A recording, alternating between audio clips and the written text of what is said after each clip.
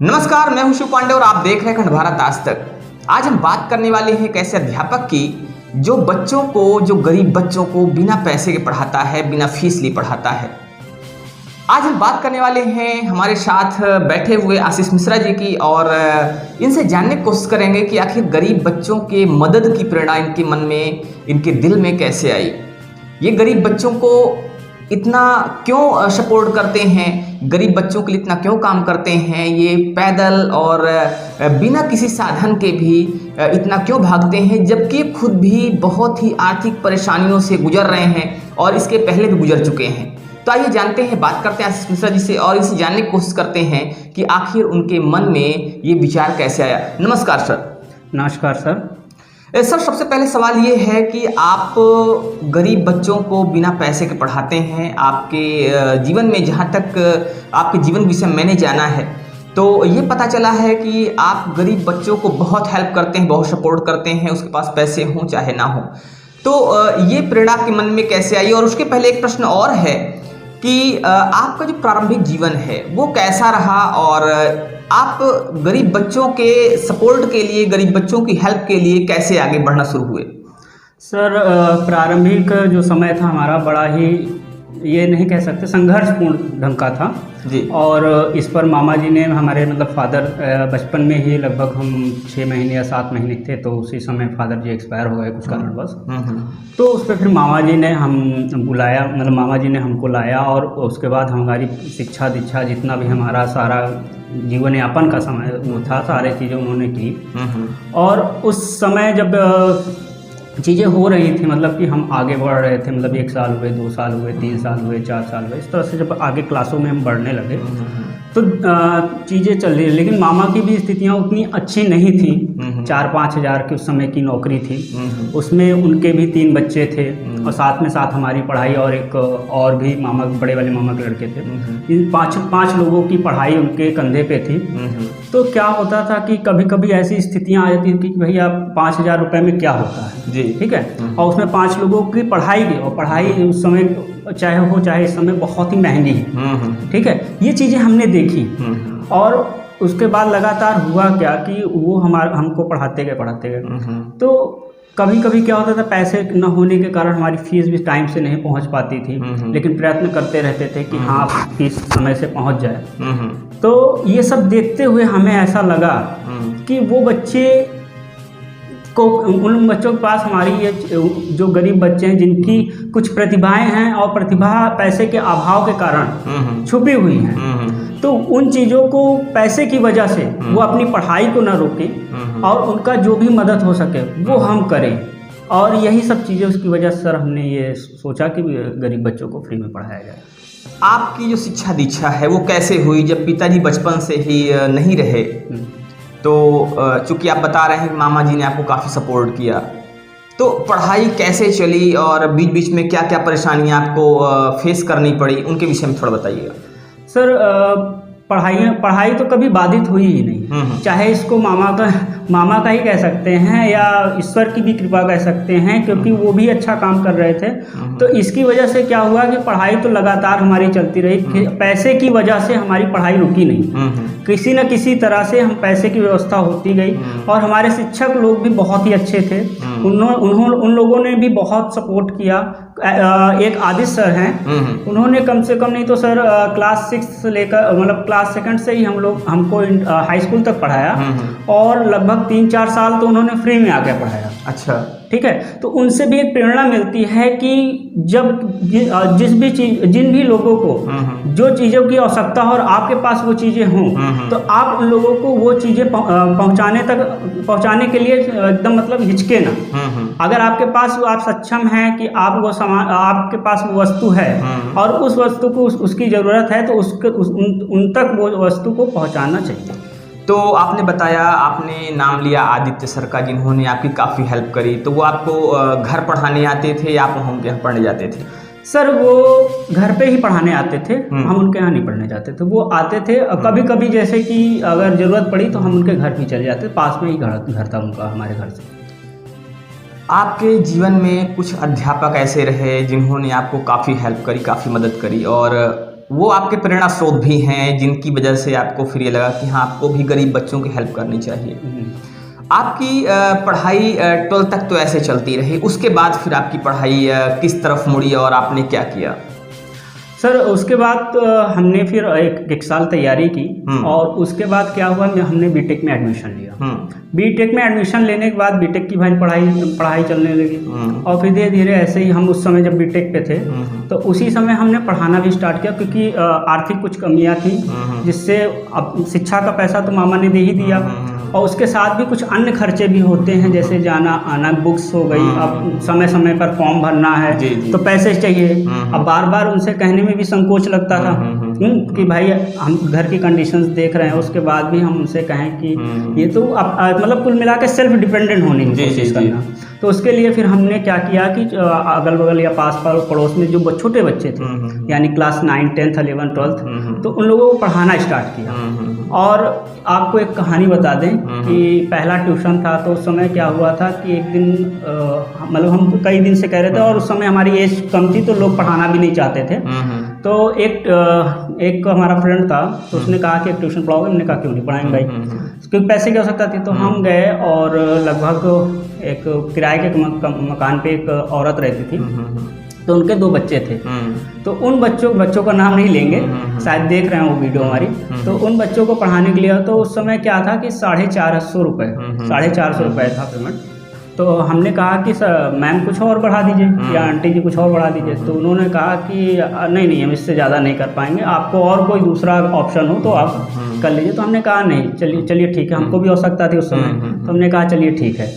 और फिर क्या हुआ कि वो औरत तो ऐसे ही निकली कि लगभग 2 महीने 2.5 महीने पढ़ाने के बाद मात्र 450 या 500 रुपये उन्होंने हमको दिया, बाकी पैसे भी नहीं दिए। तो ऐसी स्थितियाँ, ऐसे भी लोग, मगर ऐसे भी लोग हमको मिले जो हमारी भी सहायता किए, विषम परिस्थितियों में उन्होंने हमारा सपोर्ट किया। ऐसे भी गार्जियन हमारे पास आए। तो इन सबको देखते हुए कि किसी भी बच्चे की प्रतिभा जो है वो छुपी ना रह जाए, इस वजह से हमने ये कार्य को स्टार्ट किया। तो बीटेक करने के बाद फिर आप शिक्षक बनने के लिए कैसे आगे आए? क्योंकि बीटेक जो होती है वो तो इंजीनियर बनाती है और आप इंजीनियरिंग को छोड़कर शिक्षा के क्षेत्र में आ गए, तो ये कैसे हुआ? सर इंजीनियर जो है वो एक अच्छा शिक्षक भी हो सकता है जी। जो इंजीनियर होता है वो एक अच्छा शिक्षक बनने के योग्य होता है। बिल्कुल, हाँ। ठीक है जी। क्योंकि और साथ में साथ हमने शिक्षक की भी डिग्री ले ली है अब, तो हम शिक्षक भी बने हुए हैं। तो दोनों चीज़ें हैं। और उस क्या चलिए, जो एक अच्छा इंजीनियर होता है वो अच्छा शिक्षक भी होता है सर। ठीक है, तो हम शिक्षक भी बनने लगे। और उस समय जब हम इंजीनियरिंग किए तो उस समय हमको सबसे बड़ा एहसास हुआ कि अगर हम इंजीनियरिंग की तरफ चले गए और शिक्षा जगत, ये पहले हमारी एक आवश्यकता थी, बाद में हमारा पैशन बन गया। ठीक है, तो उस समय हमने देखा कि कुछ मतलब जैसा कि हमारे साथ में कि हमारे पास पैसे न होने के कारण हम 2-3 अगर हम अलग अलग सब्जेक्ट के टीचर्स के पास जाएं तो अलग अलग पैसा लगे, एक टीचर के पास जाते तो कम पैसे होता। तो हमने ये सोचा कि हर एक बच्चे के पास शिक्षा पहुंचाई जाए और इसके लिए हमने प्रयत्नशील हैं और लगातार हम उस पर कार्य कर रहे हैं। और हर एक बच्चे तक शिक्षा पहुंचाना, चाहे वो छोटे से गाँव में हो और चाहे वो बड़े शहर में हो, हर एक जगह शिक्षा पहुँचाना ही हमारा उद्देश्य है और हम इसी पर कार्यरत रहेंगे। आप शिक्षा पहुंचाने के लिए, हर बच्चे तक शिक्षा पहुंचाने के लिए लगातार कार्य कर रहे हैं। आपने एक ऑनलाइन चैनल भी शायद बनाया हुआ है, ऐसा हमें जानकारी मिली है, तो उसके विषय में बताइए, वो चैनल बनाने का विचार कैसे आया? सर उस चैनल का विचार देखिए, हमारे बच्चे जो ऑफलाइन में पढ़ने आते थे तो वो बच्चे बार बार कहते थे कि सर आप पढ़ाते तो अच्छा है, लेकिन अगर आप ये चीज़ें यूट्यूब पे डालें। तो उस समय हमें यूट्यूब के बारे में ज़्यादा नॉलेज नहीं थी, क्योंकि 2016 की बात है। फिर उन्होंने कहा कि नहीं, तो हमने टालते गए। फिर क्या हुआ कि कोविड आ गया। ठीक है, कोविड के समय क्या हुआ कि आप जानते हैं कोचिंगें बंद हो गई, ट्यूशन बंद हो गए, लोग एक दूसरे से मिलना बंद कर दिए थे। तो उस समय हम गांव चले गए थे मम्मी के पास अपने। तो गार्जियंस फ़ोन कर रहे थे, बच्चे फ़ोन कर रहे थे और बार बार इस दुख को बयां कर रहे थे कि सर अब होगा क्या। तो हमें उस समय एहसास हुआ कि बच्चे जब वो पहले कह रहे थे तो उसी समय अगर हमने चैनल बना लिया होता तो कुछ वीडियोस पड़ी होती हैं, उसकी सहायता से बच्चे उन चीज़ों को सीख पाते हैं। फिर जैसे ही कोविड का कुछ दौर खत्म हुआ तो बच्चों ने सहयोग किया और उन्होंने सारी चीज़ें हमको समझाई, लेकिन उन बच्चों से हम सीखे और लगातार हमारे पास तो फिर ऐसी स्थितियाँ थी कि वो कैमरा भी अच्छा मतलब अच्छा कैमरा वाला मोबाइल भी नहीं था, तो बच्चे अपने मोबाइल से रिकॉर्ड करते थे। ट्राइपॉड भी हमारे पास नहीं था, ट्राइपॉड भी बच्चों के पास था, उन्होंने ला के दिया। और जगह की भी इंतजाम हमारे गार्जियनों ने ही किया, जगह भी नहीं थी हमारे पास वीडियो बनाने की, तो ये सारी व्यवस्था उन लोगों ने किया और बच्चों ने एडिटिंग हमको सिखाई। अब तो हम सब जान गए, सब चीज़ें समझ गए, तो अब धीरे धीरे इससे हमने ये सोचा कि अभी तो ये जो समस्या है ये हमारे 4 बच्चों की है, जो 4 से 10, 15, 20 बच्चे हैं जो एक हमारे दायरे में हैं, उन बच्चों की समस्या है। लेकिन देश में एक छोटे से गांव में एक छोटी सी जगह पे बैठा हुआ बच्चा जिसके पास अच्छी सुख सुविधा न होने के कारण, अच्छे अध्यापक की कमी होने के कारण वो इन शिक्षाओं को नहीं प्राप्त कर पाता, तो हमने सोचा कि बच्चों के पास पैसे ना होंगे तो हम वहाँ पर फ्री ऑफ कॉस्ट पढ़ाना, और ज़्यादातर हमने काम किया। और आने वाले समय में हम उस चैनल में बहुत सी चीज़ें करने वाले हैं। हर एक बच्चे तक हर एक अच्छा सा अच्छा जितनी भी क्वालिटी एजुकेशन होगी, क्वांटिटी नहीं क्वालिटी एजुकेशन हर एक बच्चे के पास पहुंचना चाहिए।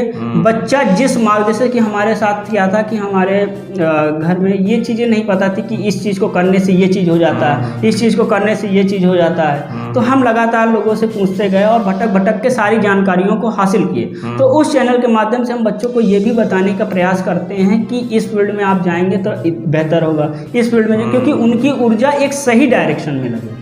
तो एक तरह से कहा जाए कैरियर काउंसलिंग का काम भी आप साथ में बच्चों के कर रहे हैं। जो आपने चैनल बनाया है उस चैनल पे आप क्या क्या पढ़ाते हैं और उस चैनल का नाम क्या है? सर उस चैनल का नाम है tuition tutorial by engineer Ashish Mishra. YouTube पे आप सर्च करेंगे tuition tutorial by engineer Ashish Mishra तो आपको वो चैनल मिल जाएगा। उस चैनल पे हम अभी तो हम मैथ पढ़ा रहे हैं और फिजिक्स पढ़ा रहे हैं। आने वाले समय पे हम वहाँ पर केमिस्ट्री पढ़ाएंगे, इंटर की भी, और एसएससी बैंक रेलवे के जो मैथ का है और रीजनिंग सेक्शन, ये सेक्शन को हम वहाँ पर कवर करने की कोशिश करेंगे। और अगर थोड़ा सा वहाँ से कुछ और बेहतर हो सकता है और भी लोग अगर हमसे जुड़ते हैं तो हम और भी सब्जेक्ट को उसमें पढ़ाने की कोशिश करेंगे। इंजीनियर आशीष मिश्रा की बात की जाए एक बार फिर से, तो इंजीनियर आशीष मिश्रा वो शख्स हैं जिन्होंने अपने शुरुआती दौर में बहुत ही गरीबी का सामना किया, बहुत ही परेशानियों का सामना किया। और सर मैंने आपके विषय में तो ये भी सुना है कि आप शुरुआती दौर में आपके पास साइकिल भी नहीं होती थी, आप ट्यूशन पढ़ाने जाते थे बच्चों को, पैदल जाते थे आप। 5 किलोमीटर का सफ़र, 6 किलोमीटर का सफ़र, 7 किलोमीटर का सफ़र पैदल तय करना, और वो भी इतनी गर्मी में, जब मई जून की गर्मी होती, तपती हुई गर्मी, तो उस गर्मी में 3 बजे, 2:30 बजे, 3:30 बजे, 4 बजे पैदल चल के इतनी दूर ट्यूशन पढ़ाने जाना कैसे पॉसिबल होता था और कैसे आप कर पाते थे? सर इसका भी प्रेरणा जो है हमने अपने मामा से लिया कि विषम परिस्थितियों में भी संघर्ष करना चाहिए जी। एक दौर ऐसा आया था कि मामा जी की हमारी नौकरी चली गई।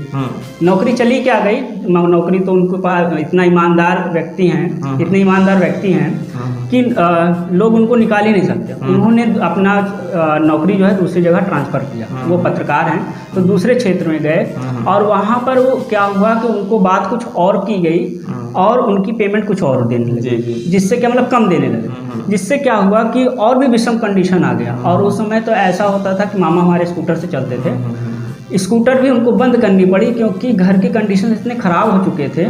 लेकिन उन्होंने शिक्षा पे कभी रोके नहीं, 3 उनके 2 हम लोग, तो 5 लोगों की शिक्षा में कभी भी उन्होंने अड़चन नहीं आने दिया और हर एक चीज़ों, हर एक सुविधाओं को हम लोगों को पूरा किया। तो रात में क्या होता था कि 9 बजे 10 बजे उनकी ड्यूटी रहती थी, 9 बजे हम साइकिल से आते। साइकिल की कथा पहले आपको बता दें, साइकिल के बारे में। साइकिल क्या हुआ कि सब पहली साइकिल थी, हमारे पास एक 24 इंची की साइकिल थी, हम छोटे थे और लुकरगंज तक हमको आना था, तो उसी में से आते थे। फिर मम्मी ने कहा कि छोटी साइकिल दिलवा दी। मामा ने कहा ठीक है, तो मम्मी के पास 1500 रुपये था, तो मम्मी ने 1500 रुपये दिया। तो अब साइकिल थी हमारी 1750 रुपये, अब 250 रुपये की बात है। तो मामा भी कहीं से अरेंज, मामा के पास उस समय पैसा नहीं था, तो वो ऑफिस आए, ऑफिस से उन्होंने 1-1, 2-2 रुपये के चिल्लर लेकर, हमको आज भी याद है कि 2-2 रुपये के चिल्लर लेकर 250 रुपये इकट्ठा किया। हुआ 1750 की साइकिल है, वो साइकिल काफ़ी दिनों तक हमने चलाई। तो उसी साइकिल से हम मामा को रात में छोड़ने जाते थे। तो हम वहीं से ये सीखे कि विषम परिस्थिति होने के बावजूद हमें संघर्ष करना चाहिए, क्योंकि संघर्ष से ही इंसान सफल होता है और आज उनके पास बहुत कुछ है। ठीक है, तो संघर्ष इंसान को सफल बनाता है, इसलिए किसी भी विषम परिस्थितियों में डिगना नहीं चाहिए। आप लगातार मेहनत करते रहिए, क्योंकि ईश्वर जो है, अगर आप मेहनत करते रहे तो ईश्वर उसका परिणाम किसी न किसी दिन देता है। यानी मेहनत करने वालों की कभी हार नहीं होती, कभी ना कभी उसको सफलता जरूर मिलेगी, वो लगातार अगर मेहनत कर रहा है तो। ये तो रही साइकिल की बात। सर एक चीज़ और है कि हमने आपके एक विश्वास बैच क्या है, विश्वास बैच के विषय में सुना था, तो ये कैसे आपने शुरू किया था? सर पिछले बार की बात है कि पिछली बार क्या हुआ था कि लास्ट टाइम शुरुआत में कुछ वीडियोस डाले, क्योंकि पिछले साल ही हमारा चैनल स्टार्ट हुआ था। फिर क्या हुआ कि कुछ चैप्टर्स नहीं हो पाए थे, तो हमने ये विचार किया कि इस कम समय में कैसे सारी चीज़ों को बच्चों तक डिलीवर कर सकें। तो हमने विश्वास बैच लाया।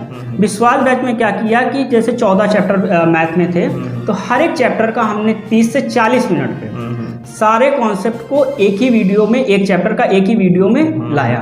और इसके बाद क्या हुआ कि 14 दिनों में हमने वो चैप्टर को ख़त्म कर दिया।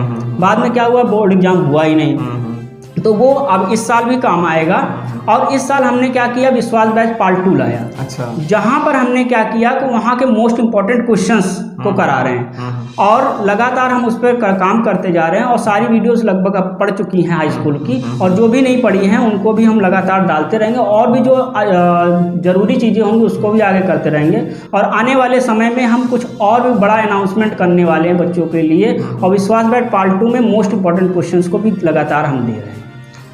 बहुत बढ़िया सर, आपकी जो कोशिश है, आपका जो प्रयास है, काबिले तारीफ़ है, बहुत ही अच्छा है। जो भी स्टूडेंट्स आपका ये इंटरव्यू देख रहे हैं, अगर उनके पास पैसे नहीं हैं, वो गरीब हैं, तो आपसे वो क्या उम्मीद कर सकते हैं? आपकी तरफ से उनको क्या सहायता मिल सकती है और वो आपसे कैसे संपर्क कर सकते हैं? सर वो हमारे Telegram channel tuition tutorial by engineer Ashish Mishra को ज्वाइन करें जी। और जो भी बातें हों वो हमारे जो वीडियोस हैं या हमारी कम्युनिटी सेक्शन है वीडियो में, जाता है वीडियो प्लेलिस्ट, उसमें कम्युनिटी सेक्शन होता है जी। तो वहाँ पर जाकर वो कमेंट करें और जो भी परेशानियाँ वहाँ पर बताएं। हम वीडियो के माध्यम में या किसी न किसी माध्यम से उन बच्चों तक संपर्क करेंगे और उनको वो सुविधा पहुँचाने की कोशिश करेंगे जो उनको ज़रूरत है। तो ये थे आशीष मिश्रा जी, इंजीनियर आशीष मिश्रा, जिन्होंने बड़ी ही परेशानियां खुद भी फेस की हैं और उस दर्द को, उस जो परेशानी है विद्यार्थी की, एक गरीब बच्चे की, उसको समझ रहे हैं। और इसीलिए इन्होंने एक इनिशिएटिव शुरू किया है, एक इन्होंने शुरुआत करी है कि गरीब बच्चों की कैसे मदद की जाए। किसी भी बच्चे के साथ में अगर आर्थिक समस्या है तो इनसे संपर्क कर सकता है। सर अगर कोई बच्चा आपसे टेलीफोनिक संपर्क करना चाहे तो क्या आप अपना नंबर बच्चों को देना चाहेंगे? बिल्कुल, आप ले लीजिए सर। मेरा टेलीफोन नंबर है 9839221761। तो ये इनका मोबाइल नंबर है जिस पर आप संपर्क कर सकते हैं। अगर किसी के साथ भी कोई समस्या है, आर्थिक समस्या है और पढ़ाई में किसी तरह की बाधा आ रही है, तो आप इनसे संपर्क कर सकते हैं। जितना भी संभव होगा ये उनकी पूरी मदद करेंगे, आपकी पूरी मदद करेंगे। तो उम्मीद करता हूँ कि आपको आज का जो इंटरव्यू है वो काफ़ी अच्छा लगा होगा, और ख़ासकर उन बच्चों के लिए जो आर्थिक समस्या के दौर से गुजर रहे हैं, उनके लिए ये बहुत ही बेनिफिशियल साबित होगा, बहुत ही लाभदायक साबित होगा। मिलते हैं कुछ ऐसे ही खास शख्सियत के साथ, तब तक के लिए जय हिंद, जय भारत।